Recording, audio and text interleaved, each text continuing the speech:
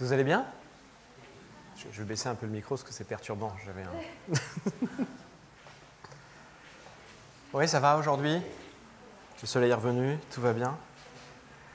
Ok, vous savez ce qui se passe samedi prochain? Oui? Voilà, là il y en a qui sont équipés en plus.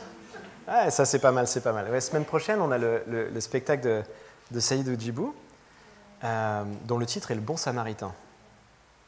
Et du coup, le Bon Samaritain, moi, ça m'a amené tout de suite à me poser des questions. Alors c'est marrant parce que hier, on avait le groupe de jeunes et on leur a posé la question, est-ce que vous avez des questions sur la Bible? Et moi, je leur ai répondu, moi j'en ai tout le temps des questions, et en plus, j'ai la chance de pouvoir les poser en public. Donc c'est ce que je fais. Voilà, donc du coup, la question moi, qui est arrivée sur mon cœur, c'est mais c'est qui les Samaritains, en fait? Parce que c'est vrai, on en parle dans la Bible, mais qui c'est les Samaritains? Qui sont ces Samaritains? Donc c'est ça dont je voulais vous parler aujourd'hui, je voulais partager avec vous là-dessus, et qu'on aille étudier dans la Bible, qui sont les Samaritains, quelle est leur particularité, je vais y arriver, et quels enseignements finalement on peut en tirer pour nous-mêmes, quelles leçons on peut tirer de ce peuple. Alors, si on peut passer juste le slide d'après. Ah non, il n'y en avait pas un avec eux. Ah, celui-là. Ah, tu l'as sauté, celui-là. Ouais. Le bon samaritain. Alors, c'est intéressant parce qu'à chaque fois qu'on a ce genre d'expression, le bon samaritain, ça sous-entend que les autres ne sont pas... Bon, ça veut aussi dire qu'il y en a un qui est bon. Hein? Dans d'autres cas, dans la Bible, on n'en a pas trouvé un seul de bon. Là, en l'occurrence, il y en a un de bon, donc c'est déjà ça de prix, on va dire. Voilà. Donc je pense qu'on pourra prier pour ce Samaritain-là, qui est le bon Samaritain. Je pense que ça, on le fera à la fin, on priera pour ce bon Samaritain, d'accord? Alors, les Samaritains. Est-ce que vous savez me dire, est-ce que ça vous dit quelque chose, les passages dans la Bible où on parle de Samaritains? Est-ce que vous avez des passages qui vous viennent en tête? C'est écrit derrière moi. Non, c'est hyper simple. Alors, le bon Samaritain, ça marche, mais il y en a d'autres, sinon c'est trop facile. La femme samaritaine, ça c'est pas mal. Et vous en voyez encore un ou pas? Non, franchement, c'est les deux plus simples. Après, c'est plus compliqué, j'avoue. Moi, j'ai passé un peu de temps dedans, donc j'ai trouvé, mais... En fait, on en parle aussi dans le Nouveau Testament, on en parle aussi dans Acte 8. Vous allez voir que les apôtres, on prendra les passages ensemble, les apôtres vont prêcher en Samarie.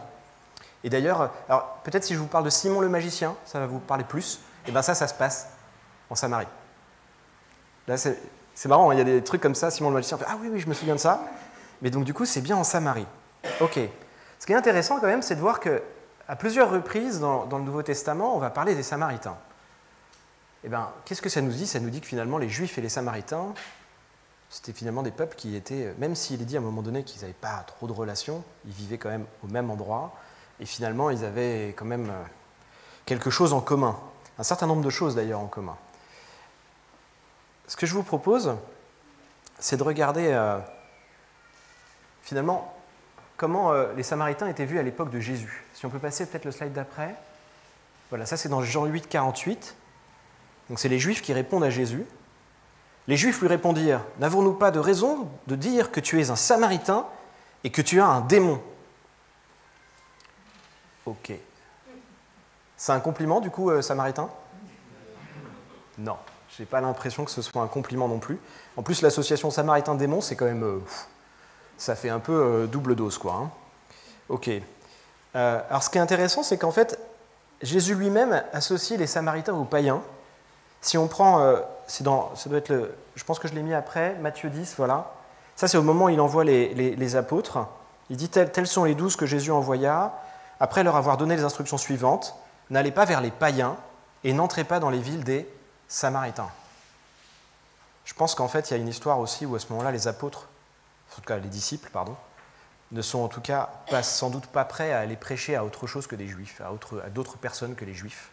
Et du coup, il met en tout cas les Samaritains dans le même panier que les païens.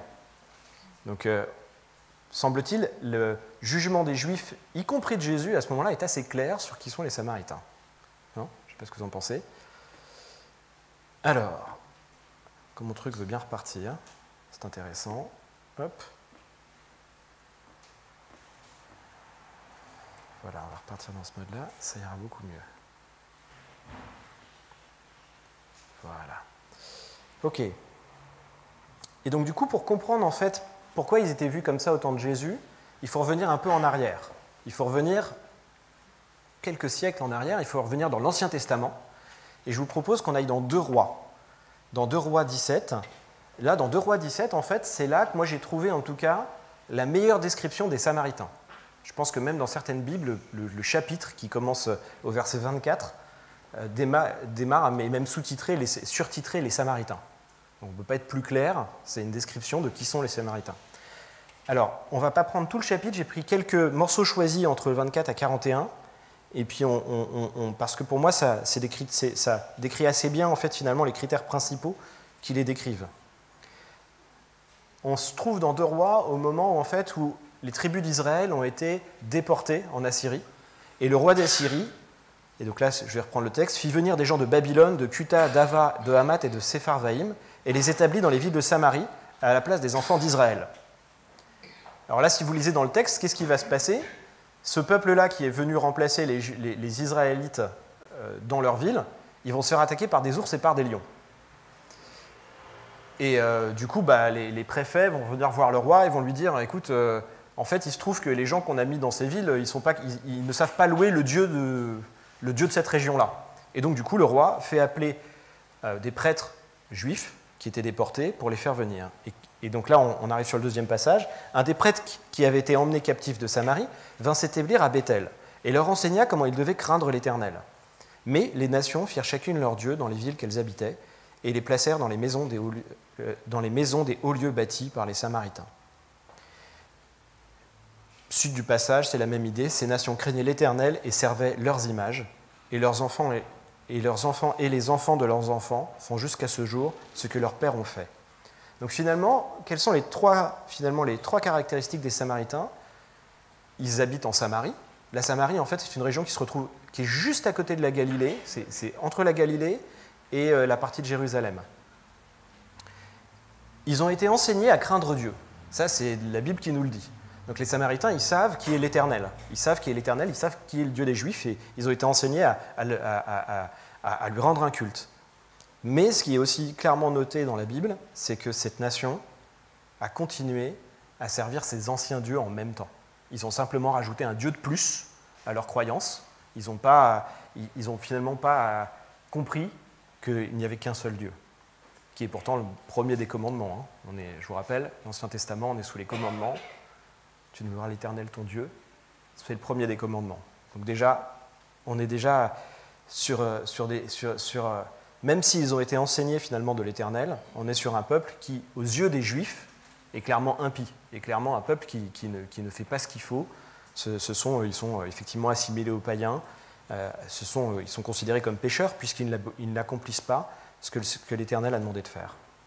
Alors ce qui est intéressant de voir, c'est qu'en fait, historiquement, les Samaritains ne se voient pas comme ça. Alors ça, c'est pas dans la Bible, ça c'est en fait les Samaritains d'aujourd'hui qui le disent. Parce qu'il y a toujours des Samaritains aujourd'hui, alors ils sont 800, c'est pas beaucoup, ils sont en Israël. Et en fait, les Samaritains, eux, se disent descendants des 10 tribus d'Israël. Donc je ne sais pas si vous vous souvenez de l'histoire des 12 tribus d'Israël, qui après sont devenues 2 et 10.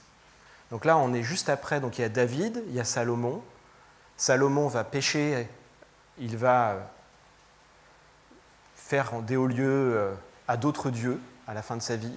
Et l'Éternel va donner à un prophète le fait de dire « Va voir Jéroboam et dis-lui qu'il lui sera retranché 10 royaumes. » Et donc c'est ces fameux 10 royaumes qui vont faire Israël, et les 2 royaumes restants étant Juda et le reste de la tribu de Benjamin, qui eux vont rester à Jérusalem. Donc les descendants de David, Juda, les Judéens sont à Jérusalem. Je vous laisserai aller regarder dans 1 roi, vous avez toute la chronologie, c'est 1 roi 11 pour la prophétie, c'est 1 roi 12 pour l'histoire entre Jéroboam et Roboam. C'est vrai qu'ils ont tous les mêmes noms, enfin en tout cas très très proches, donc c'est des fois... Donc Jéroboam, c'est celui qui est parti avec les 10 tribus, Roboam, c'est le fils de Salomon, qui sera roi de Judée. Et donc eux se disent descendants des 10 tribus, et donc du coup c'est intéressant parce qu'en fait, du coup, pour eux, finalement, les impies, c'est les Juifs. Pourquoi? Parce que finalement, eux sont l'héritage de la prophétie qui avait été donnée par Dieu, et finalement, ceux qui sont restés à Jérusalem, ceux-là, finalement, c'est le reste, c'est le reliquat de la famille de Salomon, mais qui a été finalement un peu déchu, enfin qui a été clairement déchu par Dieu. Ce qui est aussi intéressant, c'est qu'en fait, ce peuple, encore aujourd'hui, suit le Pentateuque. Ils ne reconnaissent que le Pentateuque comme écriture divine, et ils vont toujours louer l'Éternel sur le mont Garizim. Alors si le mont Garizim, ça ne vous dit rien, de la même manière, vous pourrez le retrouver dans l'Ancien Testament. C'est un haut lieu connu de l'Ancien Testament. C'est là où Josué, par exemple, est allé. L'Éternel avait demandé à Josué d'aller rendre un culte pour le remercier au moment où ils sont rentrés dans la terre promise. Il y a Jacob également qui est passé par là avant. Vous verrez, c'est des territoires connus. Et finalement, du coup, quand on reparlera tout à l'heure de tout ça, avec la femme samaritaine et tout ça, je pense que vous avez tous en tête ces histoires de vous louer à Jérusalem, et nous, ils louent au mont Garizim, en fait. C'est ça l'autre lieu de culte principal. Même si après, il y a encore d'autres lieux. Il y a Mont-Valérien, peut-être. Voilà. OK ? Donc c'est intéressant parce qu'en fait, on voit que selon l'endroit où on se place, déjà, on trouve toujours que finalement, l'autre est peut-être l'impie. Hein ? Voilà, ça vous rappelle peut-être une histoire de poutre et de paille. Enfin, ça, c'est plus tard. OK. Donc maintenant, nous savons que les Samaritains sont un peuple qui est proche du peuple juif, qui révère l'Éternel sur le mont Garizim, qui est très mal vu du peuple juif, qui se targue de descendre de David, peuple juif qui lui se targue de descendre de David. Et en fait, tout ça, ça nous amène aussi à réfléchir, du coup, effectivement, à cette notion de religiosité, comme on vient d'en parler. Maintenant, ce que je vous propose, c'est de voir en fait comment Jésus, lui, finalement, il a traité les Samaritains. Parce que certes, à un moment donné, il a dit à ses disciples de ne pas aller voir les païens et les Samaritains, mais comment, lui, finalement, il a interagi avec eux. Donc là, je vous propose d'aller voir dans Jean 4. On va aller voir dans Jean 4, verset 6, à partir du verset 6. C'est le passage avec la femme samaritaine. Là se trouvait le puits de Jacob. Jésus, fatigué du voyage, était assis au bord du puits. C'était environ la 6e heure. Une femme de Samarie vint puiser de l'eau. Jésus lui dit « Donne-moi à boire », car ses disciples étaient allés dans la ville pour acheter des vivres. La femme samaritaine lui dit « Comment toi qui es juif, me demandes-tu à boire, à moi qui suis une femme samaritaine ?» Les Juifs, en effet, n'ont pas de relation avec les Samaritains. Jésus lui répondit « Si tu connaissais le don de Dieu, et qui est celui qui te dit « Donne-moi à boire », tu lui aurais toi-même demandé à boire, et il t'aurait donné de l'eau vive. » Comment Jésus, du coup, finalement, interagit avec les Samaritains ? Est-ce qu'il la rejette ? Est-ce qu'il secoue ses sandales ? Non, pas du tout. En plus de ça, c'est intéressant, c'est que la première personne samaritaine qu'il voit, en tout cas qui est dit qu'il voit dans la Bible, au moment de son ministère, c'est une femme. Et à ce titre, si on se remet dans le contexte de l'époque, pour un rabbi, pour un pharisien, être une femme et en plus samaritaine, c'est 2 bonnes raisons normalement de ne pas forcément être très considéré par le rabbi qui est Jésus. Et pourtant, il va effectivement lui parler, il va lui parler directement avec respect, et c'est même encore plus fort que ça, parce qu'il va carrément aller tout de suite lui annoncer la bonne nouvelle, lui annoncer les réalités du royaume, lui dire qui il est. C'est quand même la première personne à qui il va aller complètement s'ouvrir de manière complètement ouverte comme ça. Et finalement, qui c'est une femme qui est issue d'une ethnie qu'on va considérer comme païenne, très très très loin de Dieu. Des gens irrécupérables en fait. C'est hyper fort. Ce qui est intéressant, c'est de voir comment elle réagit. Parce que même elle est incrédule finalement. Regardez comment elle réagit. Ah, tu as changé de passage déjà. Comment toi qui es juif me demandes-tu à boire à moi qui suis une femme samaritaine ? Elle n'y croit pas en fait. Elle n'y croit pas une seconde. C'est pour elle quelque chose de inconcevable en fait qui s'adresse à elle. Et pourtant, il va aller vers elle et il va aller lui révéler complètement qui il est, lui révéler même comment on doit adorer en esprit, en vérité. Il va aller complètement se livrer à elle. Ce qui est aussi intéressant, c'est l'endroit où il se trouve. Le début du passage commence par là se trouvait le puits de Jacob. Alors c'est pas n'importe où, le puits de Jacob, c'est au pied du mont Garizim. Le puits de Jacob, c'est un endroit où le Seigneur a fait jaillir de l'eau du sol, et ce puits a été donné aux Samaritains. Pour les Samaritains, le puits de Jacob, c'est quelque chose de... C'est à eux, quoi. C'est ce qu'elle va faire comme référence. Es-tu plus grand que notre père Jacob qui nous a donné ce puits ? Je ne sais pas si vous vous imaginez, c'est comme si en fait Jésus allait, je ne sais pas moi, dans la cour d'une mosquée et allait annoncer la bonne nouvelle de Christ. C'est aussi choquant que ça à l'époque, hein, pour vous donner une idée de ce qu'il est en train de faire. Mais il ne va pas s'arrêter là. Et là, on peut passer sur la suite du passage, on peut redescendre un peu, on va aller au verset 39. Plusieurs Samaritains de cette ville crurent en Jésus à cause de cette déclaration formelle de la femme. Il m'a dit tout ce que j'ai fait. Aussi, quand les Samaritains vinrent le trouver, ils le prièrent de rester auprès d'eux. Et il resta là 2 jours. Un beaucoup plus grand nombre crurent à cause de sa parole, et il disait à la femme, « Ce n'est plus à cause de ce que tu as dit que nous croyons, car nous l'avons entendu nous-mêmes, et nous savons qu'il est vraiment le Sauveur du monde. » Alors, du coup, Jésus, il ne va pas simplement s'arrêter au fait d'avoir finalement parlé à la femme samaritaine et lui avoir annoncé la parole.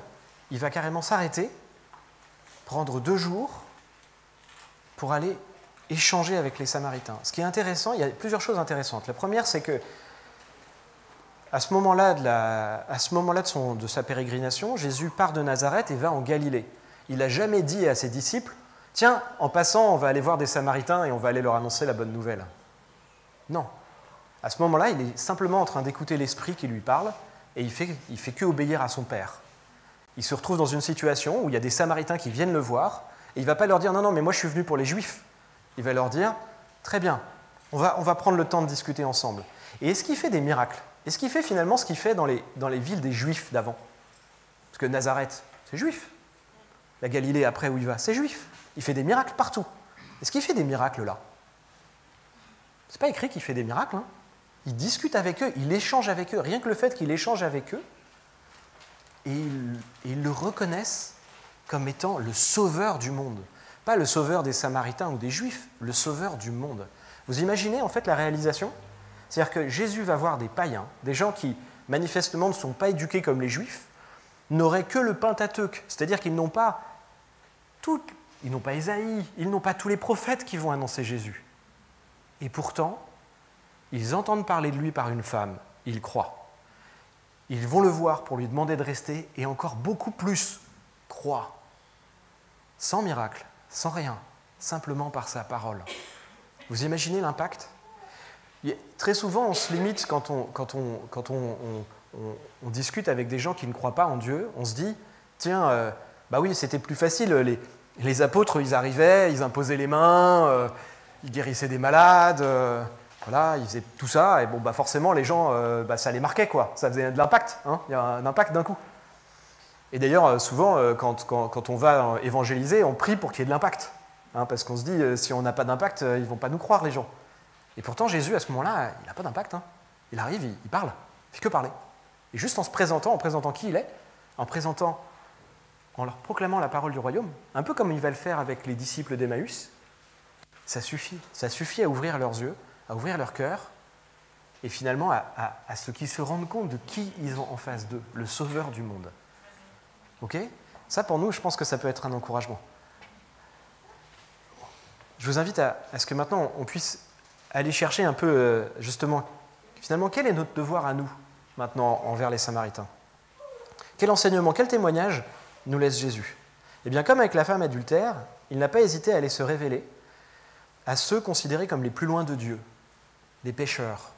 Il prend toujours le parti, si vous regardez systématiquement, il est allé prendre le parti de ceux qui, vu des pharisiens, étaient irrécupérables. Eh bien, vous savez quoi? Ce qui était vrai hier est toujours vrai aujourd'hui. Il n'y a personne qui est irrécupérable. Il n'y a personne qui est trop loin de Dieu pour être touché. Amen. Et ça, c'est une vraie première leçon, je pense, qu'on peut prendre là. C'est de se dire, peu importe la situation, tiens, bah là, en fait, il veut juste boire un coup, en fait. Hein. C'est comme si on s'arrêtait au café en se disant, tiens, j'ai juste envie d'aller boire un coca, je vais m'arrêter, enfin, ou n'importe quoi d'autre d'ailleurs, voilà, ou un café, ou ce que vous voulez. Je vais m'arrêter, je vais m'arrêter pour me désaltérer, et là, quelqu'un vient vous voir. Et vous dites, mais qu'est-ce que vous faites là, non? Qu'est-ce que vous faites là, non? Et là, on lui annonce la bonne nouvelle. Et là, la personne se dit, mais en fait, je ne suis pas irrécupérable. En fait, Jésus, il est aussi venu pour moi. C'est ça qui se passe.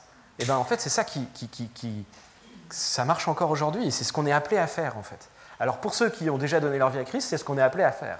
Pour ceux qui ne l'ont pas fait, eh ben, c'est aussi une super nouvelle, parce que ça veut dire que peu importe dans quelle situation vous êtes jamais trop loin. vous n'êtes jamais inaccessible. L'amour de Dieu, vous n'êtes jamais trop loin pour l'amour de Dieu. Et ça, c'est formidable, ça. Ça, c'est quelque chose d'incroyable. Et vous savez, souvent, on dit qu'il faut avoir la foi d'un petit enfant. Ben, je vais vous raconter une anecdote. Je vais vous parler de ma fille. Alors, j'en ai deux. Je vais vous parler d'Élie, la plus grande. Il y a un matin, on a Élie qui s'est réveillée, qui était un peu, tous les cheveux un peu tout ébouriffés, et qui nous a dit, disons que j'ai eu une nuit, c'était pas chouette, hein, ma nuit, c'était compliqué. Elle avait l'air un peu fatiguée. Et ah bon, mais qu'est-ce qui s'est passé? Ah ben du coup, cette nuit, j'ai fait des rêves, puis j'ai fait des cauchemars, c'était dur ma nuit. Ah bon, d'accord, mais de quoi tu es rêvé? Eh ben, j'ai vu Satan. Alors là, on se dit, waouh, les parents, on se dit, oh, il faut qu'on prie, qu'est-ce qui se passe? Elle dit, non, mais j'ai vu Satan. Et du coup, j'ai prié pour lui. J'ai prié pour lui pour demander à ce qu'il soit sauvé. Parce que c'était trop triste, c'est trop triste. Non mais la foi d'un enfant, en fait. Bon, après, on a quand même prié beaucoup, parce que ça fait quand même un peu de... Waouh, c'est quand même un peu dur. Mais voilà, je pense que ça c'est un peu la leçon quand même. Hein. C'est elle voit Satan dans son rêve, elle se dit pas, ah, au secours, elle se dit, mais t'inquiète pas, ça va bien se passer, Jésus est venu pour toi aussi. Même toi, t'es déchu, peut-être. Et alors, Jésus est venu, il a pris tous les péchés. Pourquoi pas les tiens, en fait? Hein? C'est vrai, non? Vous avez vu cette foi? Waouh, c'est incroyable. Bon, je suis un peu fier aussi. C'est mon péché à moi, ça, ok? J'ai le droit. Ce que je vous propose, c'est... Oui, on est déjà dedans, c'est super. On va aller regarder dans Actes, du coup, dans Acte 8, parce qu'effectivement, donc, les apôtres aussi, ils sont allés en Samarie. Donc, le premier apôtre qui est allé, c'est Philippe. Alors, Philippe, étant descendu dans la ville de Samarie, il prêcha le Christ. Les foules tout entières étaient attentives à ce que disait Philippe.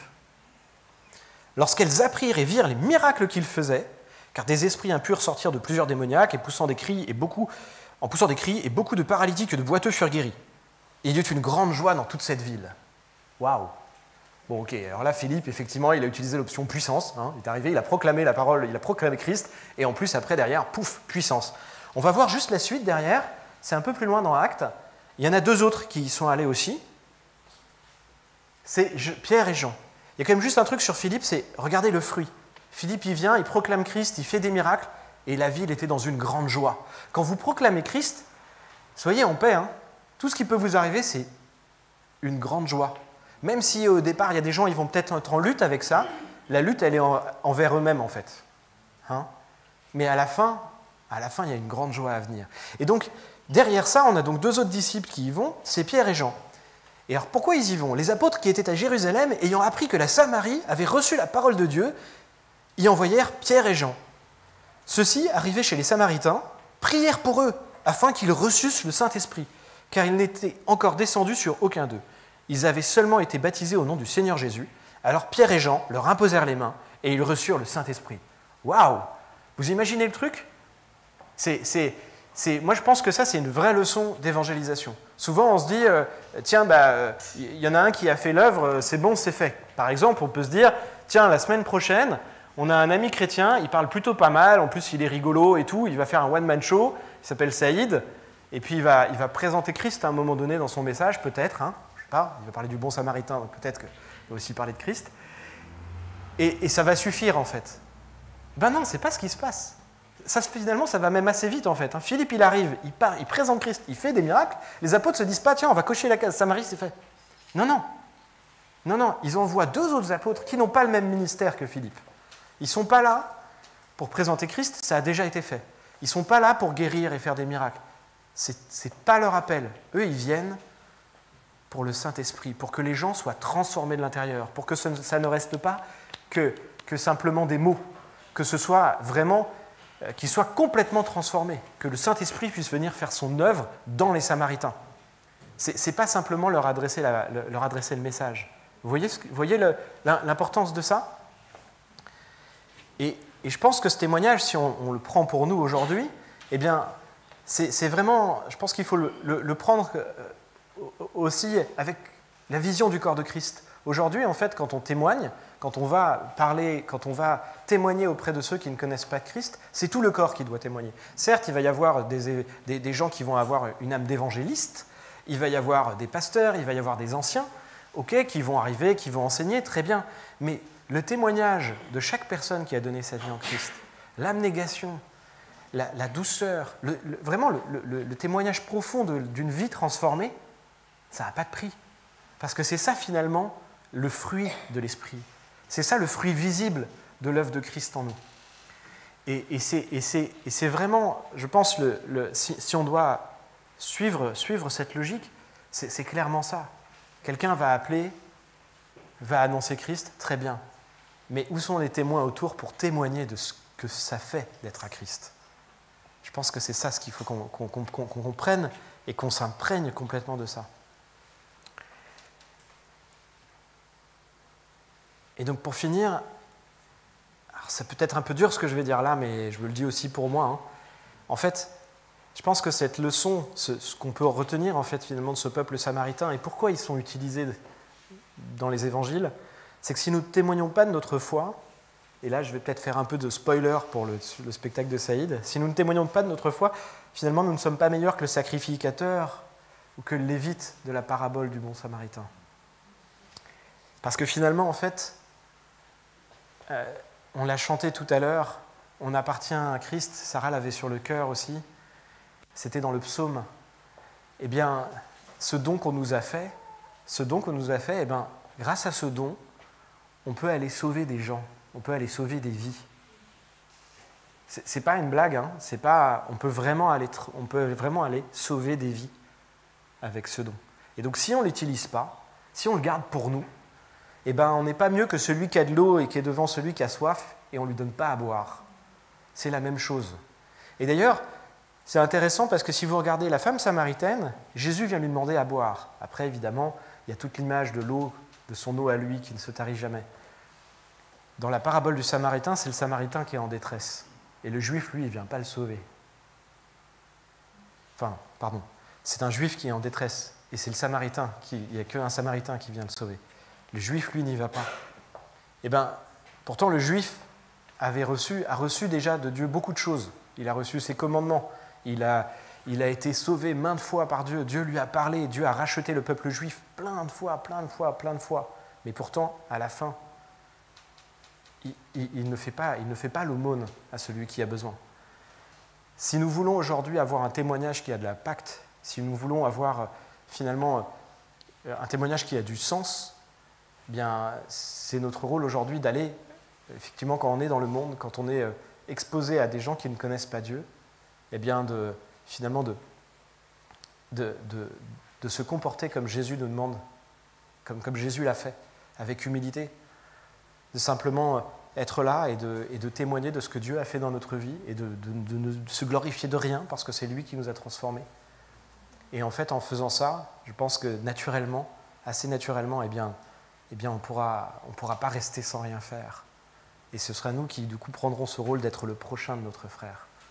Et ça, c'est vraiment, en fait, moi, ce que le Seigneur m'a mis comme fardeau sur le cœur. On a ce moment, ce temps la semaine prochaine, où on a invité, peut-être vous avez invité des amis autour de vous, peut-être vous allez le faire cette semaine, à venir finalement, se réjouir tous ensemble, rigoler, prendre ce temps où on va partager un bon moment. Très bien, mais au-delà de ça, on a aussi une grande importance, c'est le témoignage qu'on va apporter. Et je suis sûr qu'avec tout le corps de Christ, qu'avec tous les dons qu'on a dans notre Église, on va pouvoir l'apporter, ce témoignage. Et vous verrez, les gens, c'est pas forcément... Le message de Saïd, il sera bon, il sera forcément bon, et on va prier pour qu'il soit bon. Mais en plus de ça, c'est aussi le témoignage des gens qui sont là, de l'encadrement, de la manière dont ils vont être accueillis, de la manière de la qualité du travail qui aura été fait tout autour, qui va porter témoignage. Et cette exhortation, elle vaut pour samedi, mais elle vaut aussi pour tous les jours. On est finalement tous en marche dans nos ministères, autour de nous, quand on est au travail, etc. On a cette responsabilité d'être témoin de Christ. Et ne vous inquiétez pas, Dieu est bon, Dieu nous a équipés pour ça. D'accord ? Il nous a donné des armes puissantes, il nous a donné la prière, il nous a donné la parole de Dieu, il nous a donné son esprit également pour nous permettre de faire la part des choses, de nous faire dire ce qu'il faut dire, de nous faire taire quand il faut se taire. Et surtout, il nous a donné ce cœur d'aller vers les autres. Ce cœur où même si nous, on hésite, si on a peur, priez, demandez à Dieu d'élargir votre cœur pour ceux qui ne le connaissent pas, pour ceux qui sont loin, pour ceux qui ont l'air tellement loin, qui d'un point de vue humain ont l'air tellement loin, qu'ils sont irrécupérables. Parce que personne n'est irrécupérable. Je vous invite à prier là-dessus, d'accord ? Seigneur, merci Père éternel. Merci Seigneur parce que tu es un Dieu bon, tu es un Dieu juste. Seigneur, et si tu as mis les Samaritains sur le chemin de Jésus, c'est pour également nous enseigner. Pour nous enseigner, à nous aussi, à ne pas nous arrêter à finalement nos jugements humains de, qui pourrait recevoir ta parole ou qui ne pourrait pas recevoir ta parole. De qui, finalement, à qui on pourrait témoigner ou à qui on ne pourrait pas témoigner. En quelle occasion on ne peut pas témoigner et dans quelle occasion on pourrait témoigner. Seigneur, nous voulons te servir, utilise-nous. Fais ta volonté à travers nous. Fais ta volonté, Seigneur, samedi prochain, Seigneur. Viens toucher, Seigneur, les personnes qui vont venir. Viens nous permettre, Seigneur, d'être de bons témoignages. Viens, Seigneur, faire brûler, Seigneur, en nous, Seigneur, ce désir de te servir, ce désir d'aller vers les nations, faire des disciples, Seigneur. Père éternel, tu nous connais, Seigneur. Tu connais notre incompétence à faire les choses. Tu connais parfois, Seigneur, nos hésitations. Tu connais toutes les raisons, Seigneur, qui nous empêchent d'avancer, Seigneur. Nous te les remettons. Nous te les remettons parce que tu es le Dieu de l'impossible. Il est écrit dans ta parole qu'à toi, rien n'est impossible. Aussi, Seigneur, vraiment, nous te remettons, Seigneur, nos vies, Seigneur. Viens agir dans nos vies pour que nous puissions transformer, pour que nous puissions avoir de l'impact, que nous puissions, apporter ta parole à ceux qui ne te connaissent pas, que ce soit dans nos familles, que ce soit dans notre entourage, que ce soit, Seigneur, dans notre quartier, Seigneur, dans ce quartier, Seigneur, que tu nous as donné, Seigneur. Merci, Père éternel, parce que, alors que nous te prions, toi, tu agis déjà, tu prépares les cœurs, Seigneur, tu sèmes les graines, Seigneur. Merci, Seigneur, pour toutes les vies, Seigneur, que tu vas amener à toi, Seigneur. Merci, Père éternel, parce que, je me réjouis d'avance, Seigneur, de tous les témoignages que nous allons pouvoir entendre. Et Père éternel, si aujourd'hui, Seigneur, il y en a qui n'ont pas encore donné leur vie à Christ, qui ne se sont pas encore soumis à toi, Seigneur, viens les révéler, Seigneur. Viens les révéler, Seigneur. Viens les toucher, Seigneur, là où ils sont. Viens les toucher, Seigneur. Viens, Seigneur, leur donner la ferme conviction, Seigneur, la ferme conviction, qu'ils ne sont pas irrécupérables, qu'ils ne sont pas trop loin pour ton amour. Père éternel, viens les toucher par ton amour, Seigneur. Merci Père éternel, parce que tu es un Dieu bon, tu es un Dieu d'amour. Sois glorifié, Seigneur Jésus. Amen.